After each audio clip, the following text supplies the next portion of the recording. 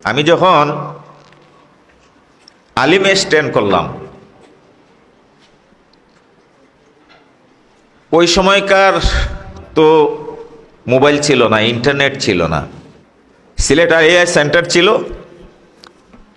আমাদের বহু আগে গিয়ে প্রিন্সিপাল হুজুর উপস্থিত থাকতো। সেন্টারে গিয়ে রেজাল্ট আনতে হতো, তো হুজুর নিয়ে আসতেন। 1986-তে যখন দাখিল পরীক্ষা দেই, তো সারা সিলেটে 4টি ডিস্ট্রিক্ট মিলে একটাই কিন্তু ফার্স্ট ডিভিশন আমি পেয়েছিলাম। ওই রেজাল্ট নিয়ে হুজুর যখন মাদ্রাসায় আসেন, তো আনন্দের শেষ আর কারণ নেই। এই যে আনন্দটুকু আমার চোখে এখনো ভাসে 1986।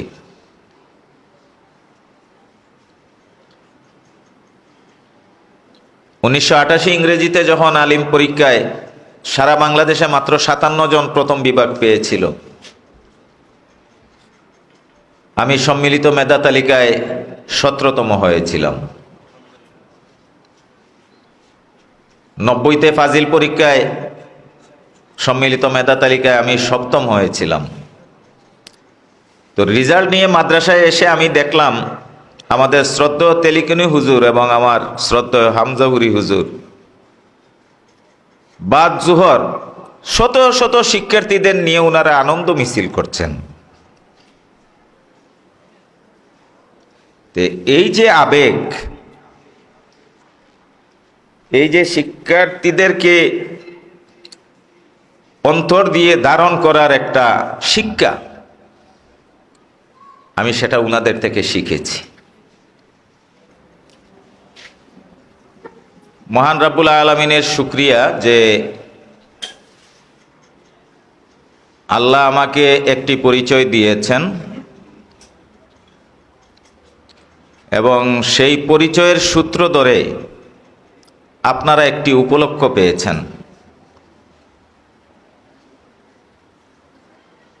আমি একটি আয়াত তিলাওয়াত করেছি, ওয়া ইবাদুর রহমানিল্লাযীনা ইয়ামশুনা আলাল আরদি হাওনা। আমি নিজেকে আমার রহমানের একজন খুবই নগণ্য আব্দ দাবি করি। তো আমার চলার নির্দেশনা হবে হাউনান, এবং আমি প্রথম থেকেই এই ব্যাপারে খুবই সতর্ক। আমি জানি আজকে আমার যে পরিচয়, এটি আল্লাহ রাব্বুল আলামিনের পক্ষ থেকে আমার জন্য একটি বিশাল পরীক্ষা। তো আমাকে অনুসন্ধান করতে হবে যে এই পরীক্ষায় কিভাবে সফলকাম হওয়া যায়। এই পরীক্ষায় সফলকাম হতে হলে সর্বাগ্রে যে জিনিসটি প্রয়োজন,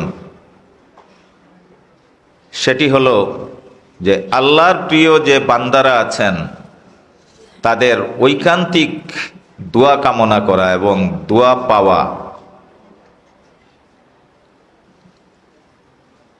আমি ভাইস চ্যান্সেলর নির্বাচিত হওয়ার পরে আনুষ্ঠানিকভাবে প্রজ্ঞাপনের মাধ্যমে আমি সকল প্রকার সম্বর্ধনা এবং ফুলেল শুভেচ্ছা সেটা থেকে সকলকে বিরত থাকার জন্য অনুরোধ জানিয়ে আমি অফিসাদেশ জারি করেছি। প্রায় 3 মাস আমার সিলেট আসা হয় না। তা আমি মূলত আমার বাবা মায়ের কবর জিয়ারত এবং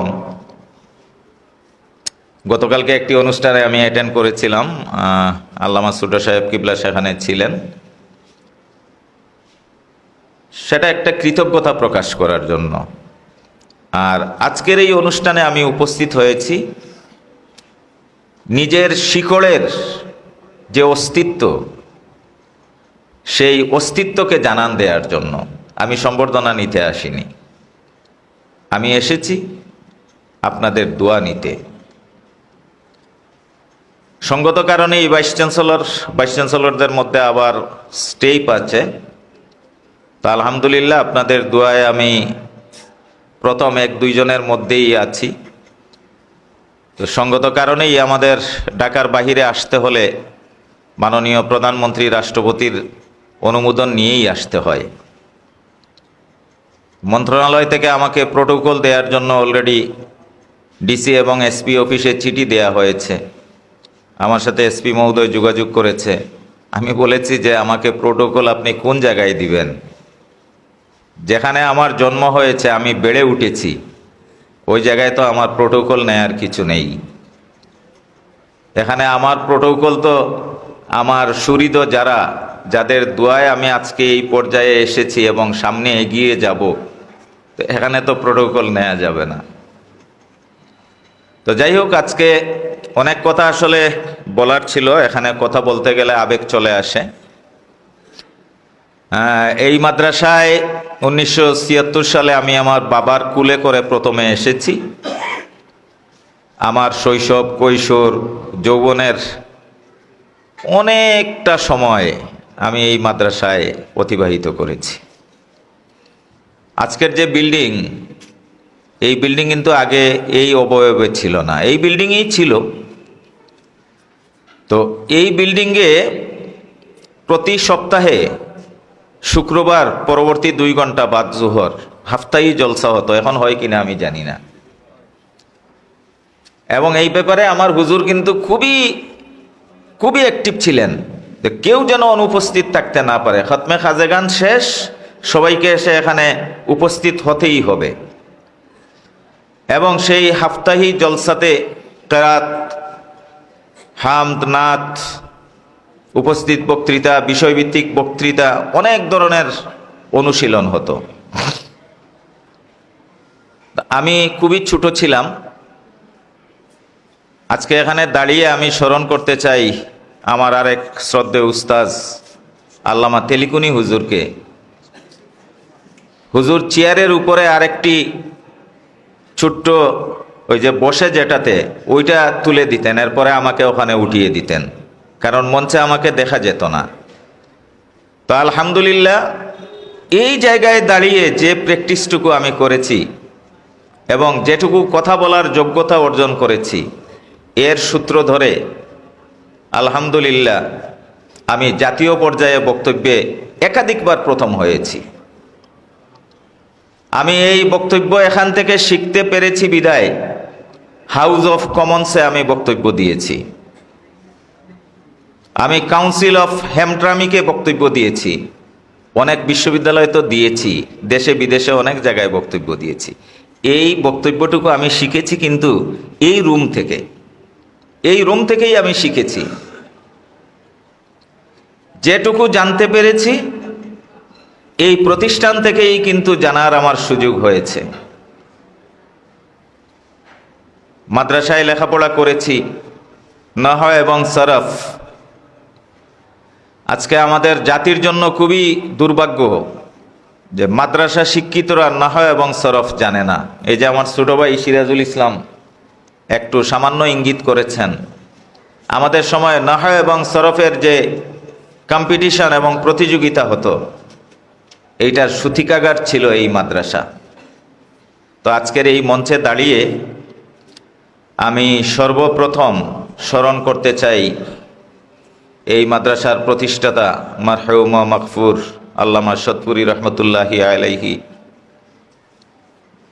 এই মাদ্রাসার পিছনে যার সবচেয়ে বেশি অবদান ছিল আল্লামা সাহেব কিবলা ফুলতলি রহমতুল্লাহি আলাইহি, আল্লামা মুহাদ্দিস সাহেব হুজুর রহমতুল্লাহি আলাইহি, আল্লামা গোটাগ্রামী হুজুর, আল্লামা হারমাজুল্লাহ সায়দা, যার কথা প্রিন্সিপাল হুজুর বলেছেন, আমার শ্রদ্ধেয় উস্তাজ আল্লামা মুহাদ্দিস সাহেব হুজুর,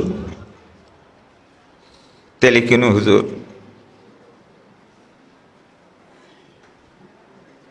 আমাদের সাতকি হুজুর, দুলভপুরি হুজুর এবং আরও যারা, এবং সর্বশেষ আমাদের উপাধ্যক্ষ মাওলানা সালিক আহমদ, যারা ইতিমধ্যে পরপারে পাড়ি দিয়েছেন, আল্লাহ সকলকে জান্নাত নসিব করুক।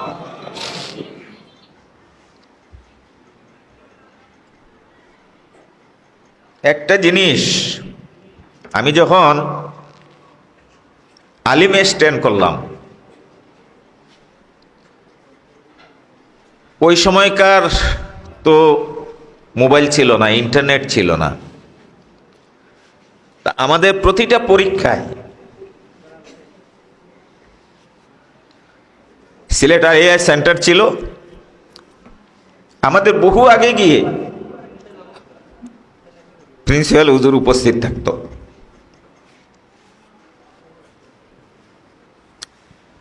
আর রেজাল্ট প্রকাশের দিন সেন্টারে গিয়ে রেজাল্ট আনতে হতো, তো হুজুর নিয়ে আসতেন। 1986-তে যখন দাখিল পরীক্ষা দেই, তো সারা সিলেটে 4টি ডিস্ট্রিক্ট মিলে একটাই কিন্তু ফার্স্ট ডিভিশন আমি পেয়েছিলাম। ওই রেজাল্ট নিয়ে হুজুর যখন মাদ্রাসায় আসেন, তো আনন্দের শেষ আর কারণ নেই। এই যে আনন্দটুকু আমার চোখে এখনো ভাসে 1986।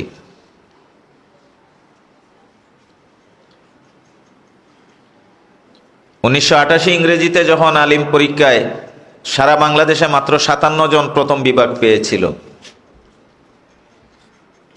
আমি সম্মিলিত মেধা তালিকায় 17তম হয়েছিলাম।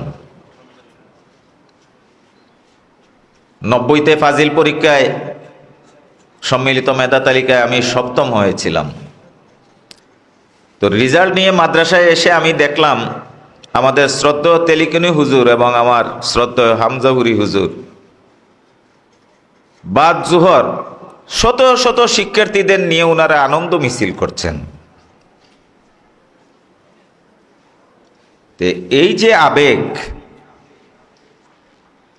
এই যে শিক্ষার্থীদেরকে অন্তর দিয়ে ধারণ করার একটা শিক্ষা, আমি সেটা উনাদের থেকে শিখেছি।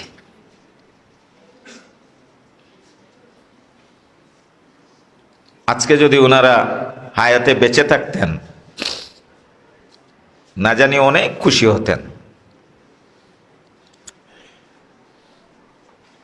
যে কথাটি বলার জন্য আমি এই বিষয়টি উত্থাপন করেছি, এবার সেই বিষয়টি আমি বলি। আজকে ওনারা বেঁচে নেই, আমাদের থেকে বিদায় নিয়েছেন।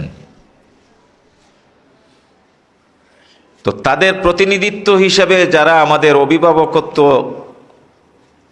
বজায় রাখছেন বা অভিভাবকত্ব আমাদেরকে দিয়ে যাচ্ছেন, এই উপলব্ধিটুকু কালকে থেকে আমার মনের মধ্যে ঘুরপাক খাচ্ছে। আমি সিলেটে আসব এটা জানার পরে আজকের প্রধান অতিথি, আমি দেখলাম যে গতকালকে সন্ধ্যার পরে একটি প্রোগ্রাম ছিল 8:30টায়। তো আমি সেখানে গিয়ে উপস্থিত হয়েছি 9টা, সোয়া 9টার মধ্যে। আমি গিয়ে অবাক বিষয়ে লক্ষ্য করলাম যে হাজারো ব্যস্ততার মধ্যে উনি কিন্তু ডিউ টাইমে এসে সেখানে আমার জন্য ইন্তজার করছেন এবং আমাকে সাথে নিয়ে কিন্তু ওই অনুষ্ঠানে ঢুকেছেন। আজকের এই অনুষ্ঠানটি গতকালকে ওনার সাথে আমার কথা হয়েছে 11টার সময় আসবো। আমি সিলেট সার্কিট হাউসে থাকা অবস্থায় নিউজ পেলাম যে 10টার সময় উনি এখানে চলে এসেছেন। তা আমার মনে হয় যে মনের এই আনন্দ, এই মনের যে আনন্দ এবং মন থেকে এই যে ধারণ করা, এর চেয়ে বড় দৃষ্টান্ত আর হতে পারে না। সত্যিকারের অভিভাবকত্ব দিয়েছেন।